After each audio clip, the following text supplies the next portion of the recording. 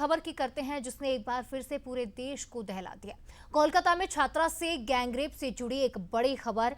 Medical जांच में दुष्कर्म की पुष्टि हो गई है। शरीर पर काटने, खरोच करने के निशान मिले हैं, खरोचने के निशान मिले हैं। लॉ कॉलेज की छात्रा से ये गैंगरेप हुआ।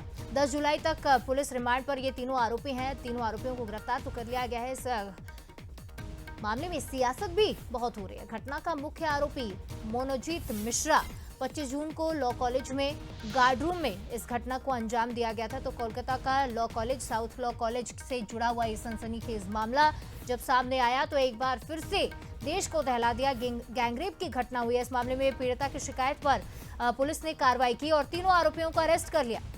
फिलहाल बताया जा रहा है कि 2 वर्तमान छात्र भी इसमें शामिल है। पुलिस का कहना है कि मामले को गंभीरता से लिया जा रहा है और हर एंगल से जांच हो रही है। लेकिन इस तरह के मामले लगातार आखिर सामने क्यों आ रहे हैं?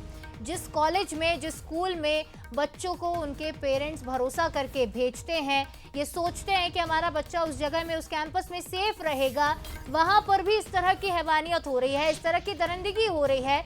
तो आखिर लड़कियां, महिलाएं, बच्चियां कहां सुरक्षित हैं? स्कूल बस में उनके साथ ऐसी घटनाएं होती है, कॉलेज में उनके साथ ऐसी घटनाएं होती हैं, वो जहां जाती हैं घर में भी घुसकर लोग उनके साथ रेप की वारदात को अंजाम दे रहे हैं। तो आखिर महिलाएं सुरक्षित क्यों नहीं हैं? क्या कोई कड़ा कदम उठाया जाना था? कई तरह के सवाल उठते हैं। उन्होंने मुझे यौन संबंध बनाने के इरादे से मजबूर किया। मैं रोई, उनसे कहा कि मुझे जाने दो, लेकिन वो नहीं माने। मैंने उनके पैर छुए लेकिन उन्होंने मुझे नहीं जाने दिया। वो मुझे जबरदस्ती गार्ड रूम में ले गए, मेरे कपड़े उतारे और जबरदस्ती मेरे साथ रेप करना शुरू कर दिया। उन्होंने मुझे ब्लैकमेल किया कि वो मेरे दोस्त को मार देंगे और मेरे माता पिता को भी गिरफ्तार कर लेंगे। रेप के दौरान उसने मेरा वीडियो रिकॉर्ड किया और मुझे धमकाया कि अगर मैंने कोऑपरेट नहीं किया तो वो सबको ये वीडियो दिखा देंगे। जब मैं कमरे से बाहर निकलने की कोशिश कर रही थी तब उन्होंने मुझे हॉकी स्टिक से मारने की भी कोशिश की। मुझे इंसाफ चाहिए। तो इंसाफ मांग रही है पीड़िता। पीड़िता की दर्द भरी दास्तान आपने सुनी। ये वो स्टेटमेंट था जो एफआईआर में रिकॉर्ड करवाया गया है। आपको अब इस खबर पर लगातार बड़े सवाल उठ रहे हैं क्योंकि ये घटना कोई पहली घटना नहीं है। इस तरह की घटनाएं लगातार सामने आ रही हैं। तो सबसे पहला सवाल तो यही उठता है कि क्या कॉलेज कैंपस में छात्रा के साथ गैंगरेप हुआ तो हुआ कैसे? क्या कॉलेज में सीसीटीवी और सिक्योरिटी गार्ड्स पर्याप्त नहीं थे क्योंकि गार्ड रूम में ही इस घटना को अंजाम दिया गया? तीसरा सवाल यह भी कि क्या कॉलेज प्रशासन ने लापरवाही बरती है? क्या कॉलेज प्रशासन की लापरवाही की वजह से इतनी बड़ी घटना हुई? साथ ही राज्य सरकार ने निष्पक्ष जांच सुनिश्चित की है क्या? निष्पक्ष रूप से जांच हो रही है क्या? ये भी सुनिश्चित नहीं हो पाया है क्योंकि ये कहा जा रहा है कि टीएमसी का भी इन्वॉल्वमेंट है। ये घटना महिला सुरक्षा पर आखिरकार क्या संकेत देती है कि क्या अब महिलाएं कहीं भी सुरक्षित नहीं है? इस खबर पर लगातार प्रतिक्रियाएं भी सामने आ रही हैं। क्या कुछ रिएक्शंस आए हैं पार्टीज की ओर से, पॉलिटिकल पार्टीज की ओर से, वो भी सुनिए आप। शिक्षा प्रतिष्ठान के अंदर ऐसी चीज घट रही है एक के बाद एक और आप उसे रोक नहीं पा रहे हैं, so it is a pathetic failure and failure of the state administration. That is the home minister of the state. इस स्टेट के होम मिनिस्टर ममता बनर्जी, उनकी फेलियर है। और उसके साथ साथ मुझे लगता है कि इन सब एजुकेशन इंस्टीट्यूट के साथ जो मंत्रालय जुड़े हुए हैं उनके लिए भी एक बहुत बड़ी एक धब्बा है। और मुझे तो लगता है कि इसका रिस्पॉन्सिबिलिटी लेते हुए किसी को तो रिस्पॉन्सिबिलिटी लेना चाहिए। ये घटना से एक तो बाहर निकल के आए हैं इसलिए हमें जानकारी मिल रहा है, लेकिन इस तरह की इस तरह की एक नहीं, इस तरह की बहुत सारे घटना घट रही हैं। ये बच्ची ने हिम्मत दिखाई, सबने हिम्मत दिखाने के हिम्मत नहीं दिखा पाती तो ये जानकारी भी नहीं लगते आप। और इस खबर पर ज्यादा बातचीत करेंगे मेरे सहयोगी शुभांगी और जया हमारे साथ न्यूज रूम से लाइव जुड़ रहे हैं। सबसे पहला सवाल तो शुभांगी यही उठता है कि कानून का कॉलेज था जहां पर लॉ पढ़ाया जाता है, वहीं पर इस तरह की घिनौनी हरकत की जाती है उस गार्ड रूम में जहां सुरक्षा के लिए गार्ड तैनात होते हैं। तो आखिर महिलाएं क्या कहीं भी सुरक्षित नहीं बची है? बिल्कुल सही बात कही है आपने शिवालिका। हम महिलाएं, हम लड़कियां, हम बच्चियां आखिर सुरक्षित कहाँ है? सबसे बड़ा सवाल तो यही है कि जिस समाज का हम हिस्सा है, पहले तो एक मेडिकल कॉलेज में कोलकाता में ऐसी वारदात होती है और अब लॉ कॉलेज, ऐसी जगह जहां पर कानून पढ़ाया जाता है और छात्रों द्वारा इतनी बड़ी करतूत हो जाती है और ना प्रबंधन को कोई होश आता है और ना ही कोई जिम्मेदारी लेना चाहता है।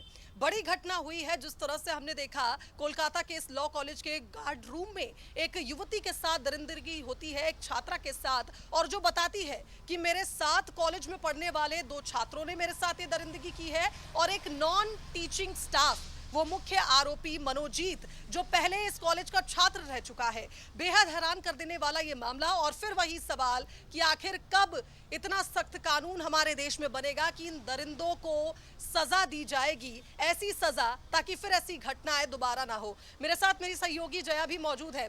जया, जिस तरह से हम देख रहे हैं लगातार घटनाएं बढ़ रही हैं और हम महिलाएं अब कहीं पर भी सुरक्षित नहीं है, ऐसा मेरा तो मानना है। कारण ये है कि आप देखिए घरों में और बाजारों में तो हम पहले भी छेड़छाड़ देखते आए हैं, लेकिन अब तो कॉलेजेस में, ऑफिसेस में हम सेफ नहीं हैं। और ये बात बिल्कुल सही है। बाजार, घर, स्कूल, कॉलेज, ऑफिस, कोई ऐसी जगह है नहीं शुभांगी जहां लड़कियों के साथ छेड़छाड़ के मामले सामने ना आते रहे हों।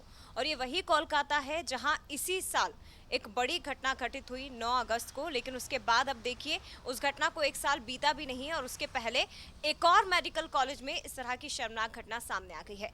लेकिन जब हम कॉलेज प्रबंधन पर सवाल उठा रहे हैं, जब हम कॉलेज की सुरक्षा पर सवाल उठा रहे हैं, हम वहाँ के छात्रों पर सवाल उठा रहे हैं, तो सवाल हमें उन लोगों पर भी उठाना चाहिए जो इस पर सियासत कर रहे हैं।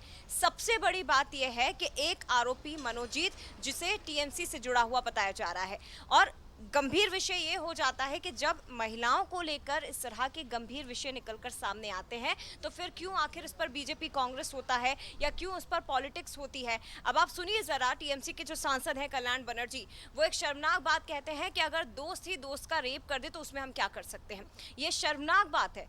और सोचिए टीएमसी की सरकार है वहां पर।